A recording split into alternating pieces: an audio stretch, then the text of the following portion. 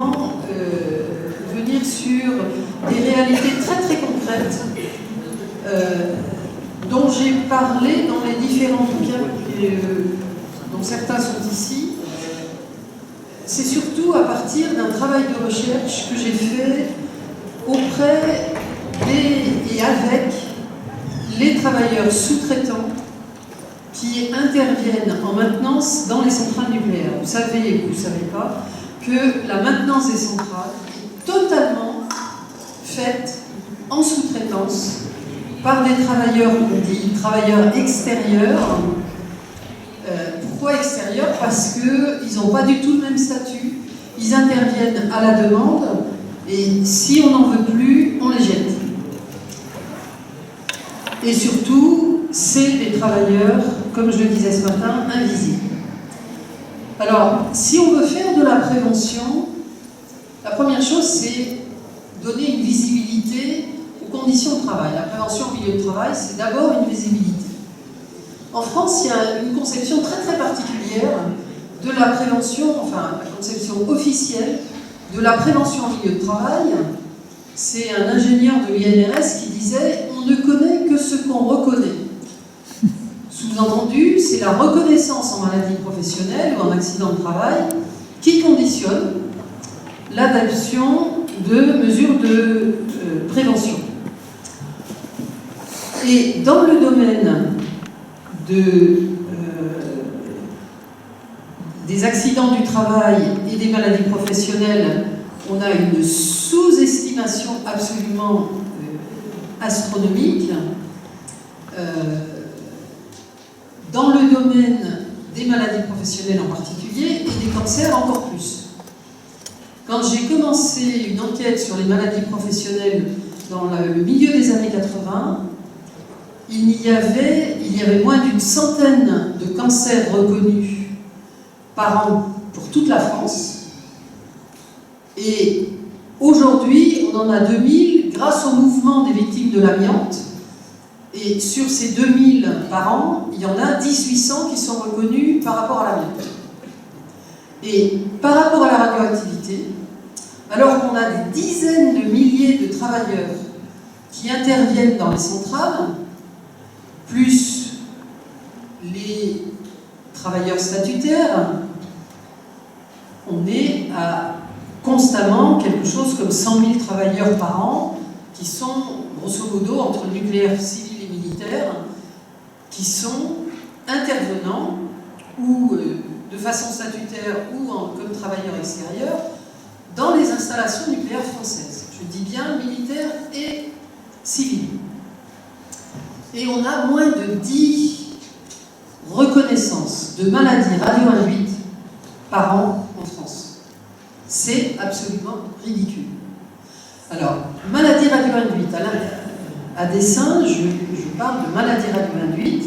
Et qu'est-ce que j'entends par là? Et là, je m'appuie sur les travaux d'un organisme qu'on n'a pas cité ce matin, mais qu'il faut absolument citer, qui est le Centre d'études sur les rayonnements ionisants, le CERI, le Centre européen, qui est en fait le seul réseau un peu officiel qui contredit la CIPR, l'UNSCER et je dirais les nucléocrates de tout poil en Europe et ailleurs.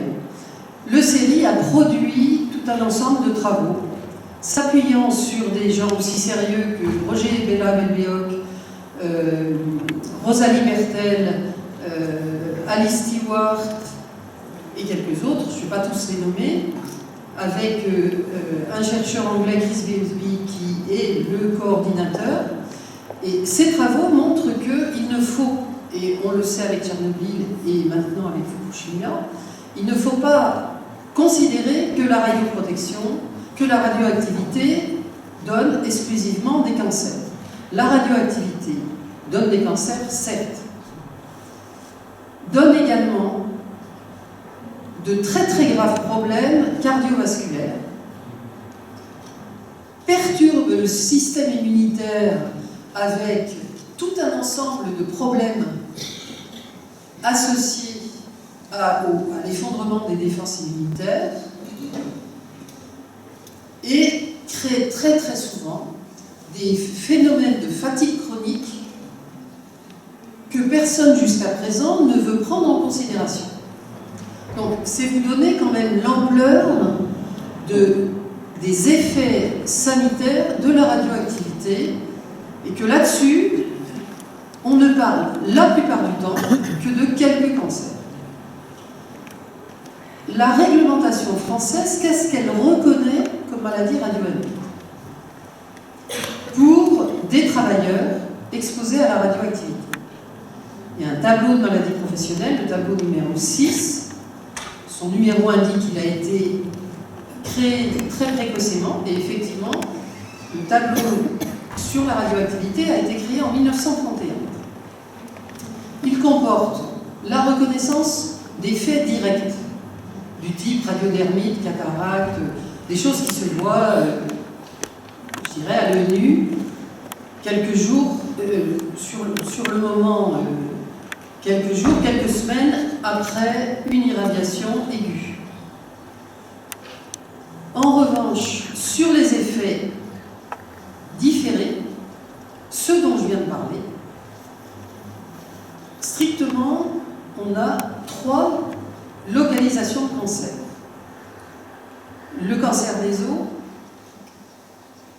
la leucémie et ce qu'ils appellent, ce qui est complètement ridicule comme appellation, le cancer bronchopulmonaire par inhalation.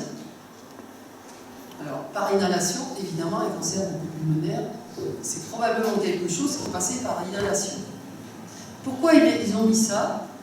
Pour dire, on ne reconnaît que ceux pour lesquels on peut prouver qu'il y a une contamination interne pulmonaire. Donc, vous voyez la logique restrictive de création de ce tableau. Les cancers bronchopulmonaires ont été ajoutés en 1950 ou 51. Je ne sais plus exactement, mais enfin, début des années 50. Depuis cette époque, il n'y a pas eu une seule autre localisation de cancer. Bien sûr, le cardiovasculaire n'y est pas. Bien sûr, les troubles immunitaires n'y sont pas. Donc, on a une logique extraordinairement restrictive qui fait que si on fonde la prévention sur ce qui est reconnu en maladie professionnelle, d'une part, il y a très peu de choses dans le tableau qui permettent de faire reconnaître. Deuxièmement, en plus, il y a très peu de déclarations et les gens qui essayent de se déclarer en maladie professionnelle et d'être soutenus, y compris par des associations, et c'est de ça dont je voudrais parler maintenant, obtiennent très très difficilement la reconnaissance. Et c'est ce qui fait qu'on a moins de 10 cas de maladie radioinduite reconnus chaque année en France. Je voudrais parler de 2 situations, je dirais, qui me tiennent à cœur. La première, c'est au tout début de mon enquête ici, j'ai fait une enquête qui a commencé à la centrale de Chinon sur les conditions de travail et d'intervention et les conditions de santé des travailleurs sous-traitants du nucléaire. C'était une enquête au départ qui était, on l'a appelée médico-réglementaire, c'était avec des médecins pour voir comment les travailleurs extérieurs étaient suivis, plutôt non suivis. C'était l'anarchie la plus totale. On a trouvé non pas un nombre de travailleurs par médecin du travail, mais un nombre de médecins du travail par travailleur. Parce que par un jeu de réciprocité et d'échange des visites médicales, ils passaient la visite médicale aux portes de la centrale où ils étaient, mais comme ils y étaient provisoirement, ils avaient jusqu'à, comme ils avaient une visite médicale obligatoire tous les 6 mois, à cause de la radioactivité, ils passaient ces visites médicales en changeant systématiquement de service. Aucun suivi. Ils pouvaient avoir sur une année, sur 4 ans, ils pouvaient avoir jusqu'à 8 médecins du travail différents. Quant à la radioprotection, donc la surveillance dosimétrique, on n'a pas pu reconstituer leur dosimétrie au-delà de l'année précédant l'enquête. Après, les données étaient tellement mauvaises, et pourtant, ils portaient des dosimètres, et pourtant, la surveillance était obligatoire, etc. Donc on est dans une situation pratiquement où il n'y a pas de suivi, c'est ce que je disais ce matin. Et donc, quand on a eu fini ce travail-là, j'ai décidé que je n'allais pas m'en tenir là.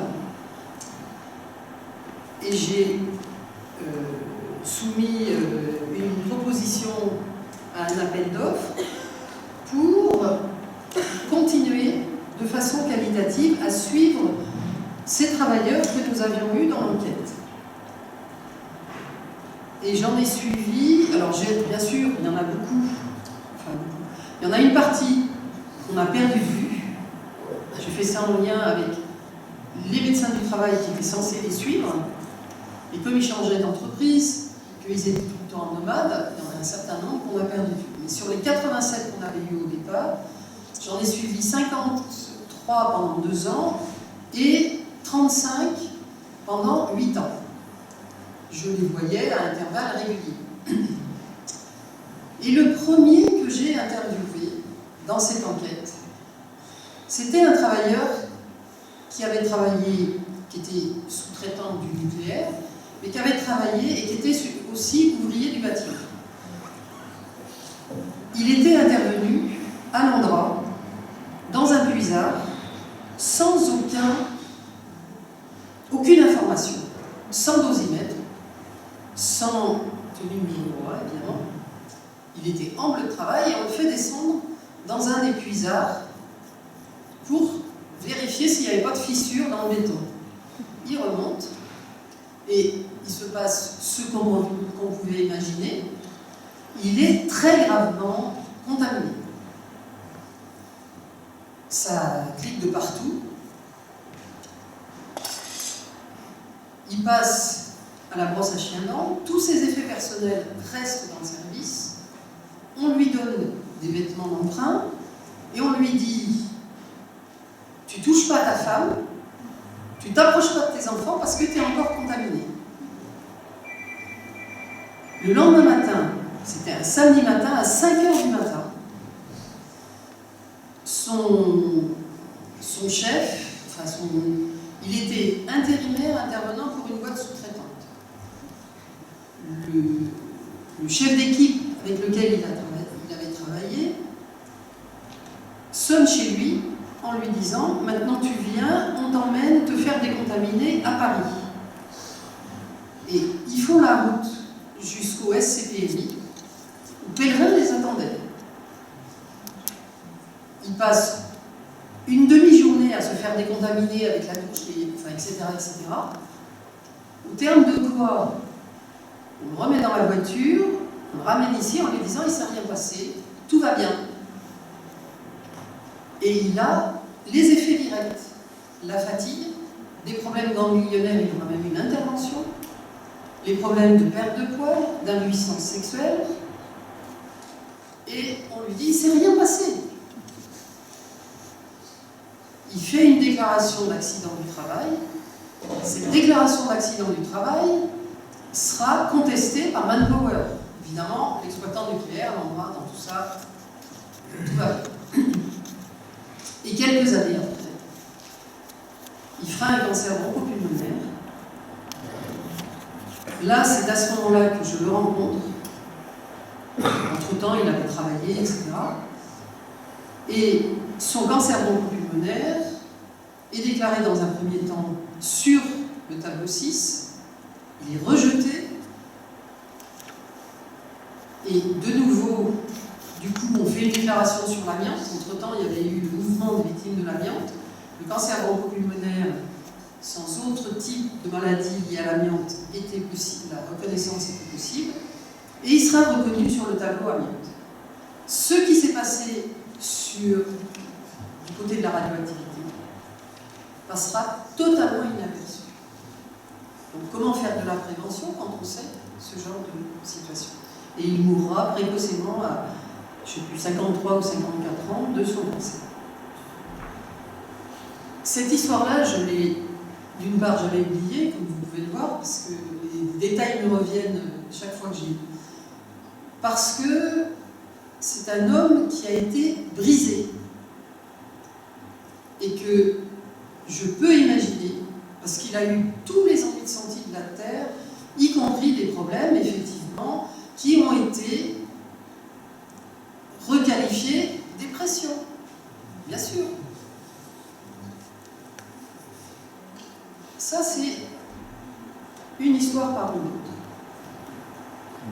J'ai fait cette enquête et il y a eu une publication que j'ai eu beaucoup de mal à faire admettre par l'INSERM, mais qui a été publiée aux éditions INSERM parce que je voulais que le travail scientifique que j'ai fait soit reconnu par mon institution et qu'on ne puisse pas disqualifier ce travail-là.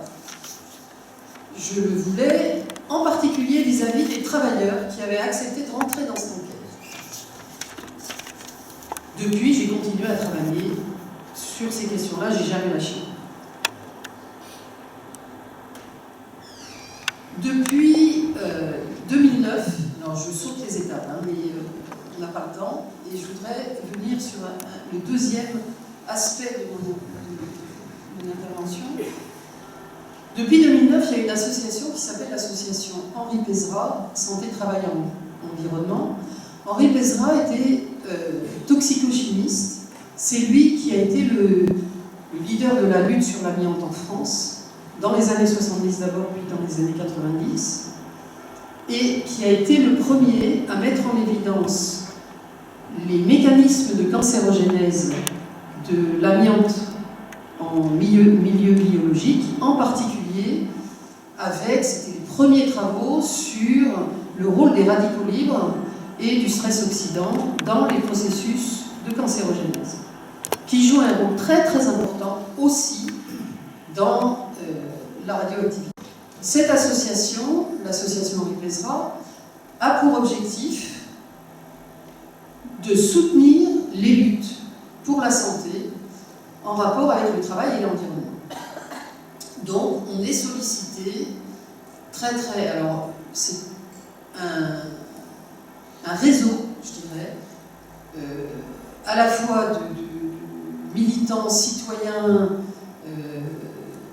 qui s'engagent dans cette association, de professionnels de la santé, des chercheurs, des journalistes, des avocats, et des collectifs syndicaux ou associatifs qui sont dans des luttes sur ces questions.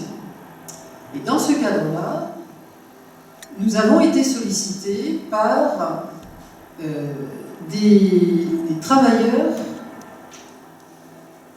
des anciens travailleurs de l'île Longue, inquiets de voir un certain nombre d'entre eux atteints de cancer, leucémie, cancer bronchopulmonaire, prostate, cancer des os, cancer digestif, et j'en passe. Aujourd'hui, donc il y a une antenne de l'association Henri Pézra qui travaille de façon très active et rassemble ces anciens travailleurs de l'île Longue qui ont donc monté l'hémicycle de 1972 à 1996 sans aucune information sur le fait qu'ils étaient exposés à des rayonnements, et en particulier au rayonnement neutronique.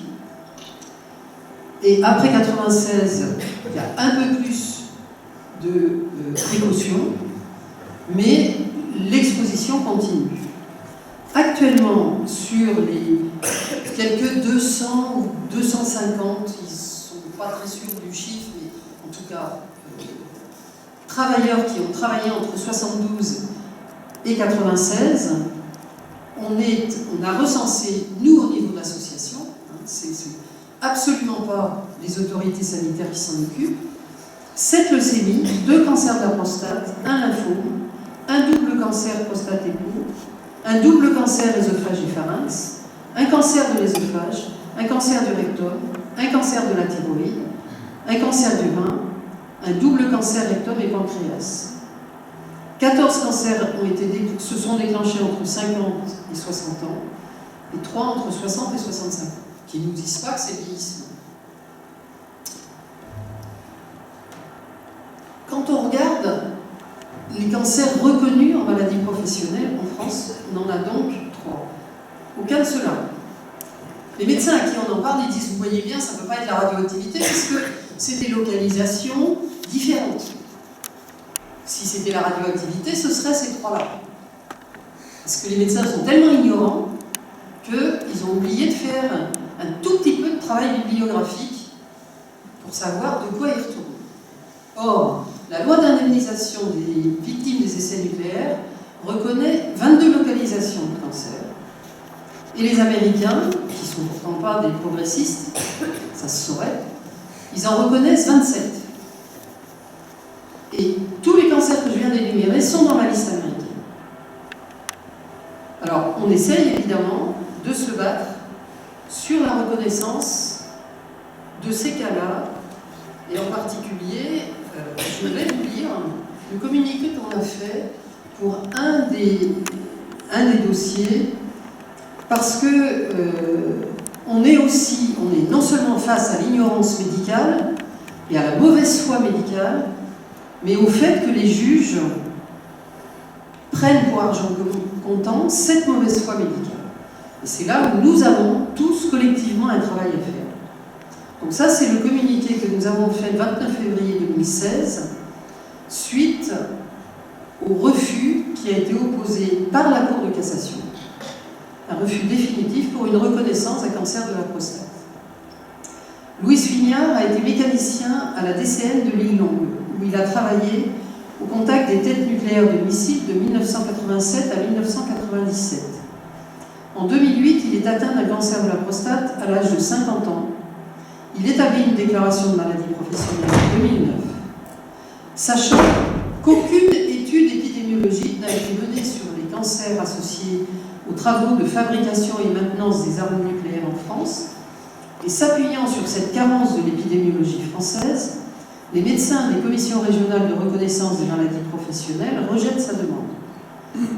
Soulignons que les médecins français ne lisent sans doute pas l'anglais, puisqu'ils semblent ignorer que la liste américaine des cancers professionnels radio-induits comporte le cancer de la prostate, et que ceci n'est possible qu'en raison de données scientifiques suffisantes pour que la réglementation américaine le reconnaisse. Au vu des conditions d'exposition et de l'absence d'arguments scientifiques susceptibles de prouver le contraire, le TAS de Quimper, le Tribunal des affaires de sécurité sociale de Quimper, qui n'est pas lié par l'avis des commissions régionales, conclut le 20 août 2012 à la reconnaissance en maladie professionnelle de Louis Suignard avec les arguments suivants. Dès lors qu'en l'état actuel des connaissances médicales, aucune expertise ne peut apporter une réponse scientifique certaine. Ayez le doute. Il convient de dire qu'il se trouve en cas d'espèce suffisamment établi, alors que ni les antécédents familiaux ni son âge, ou toute autre cause connue ne lui prédisposait et ne pouvait l'induire, que le cancer de la prostate dont M. Suignard s'est trouvé atteint en 2008 a été, au sens de l'article L461.1 du Code de la Sécurité sociale, essentiellement et directement causé par son travail habituel à Lille-Longue, pyrotechnique. Il l'a exposé de 89 à 97 à des rayonnements ionisants.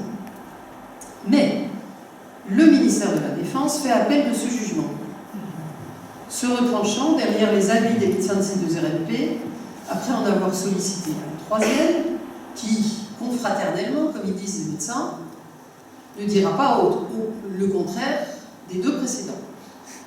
Et le 12 novembre 2014, la Cour d'appel de Rennes infirme le jugement du TAS au motif qu'il n'est pas établi que le cancer prostatique dont souffre M. Suignard est de façon certaine, essentiellement et directement causé par les rayonnements ionisants subis professionnellement par la victime. Ainsi, l'absence d'études épidémiologiques susceptibles de valider pour les travailleurs français de l'armement le lien déjà établi par ailleurs entre radiation et cancer de la prostate est mis au crédit du ministère de la Défense pour justifier le rejet d'un cancer professionnel.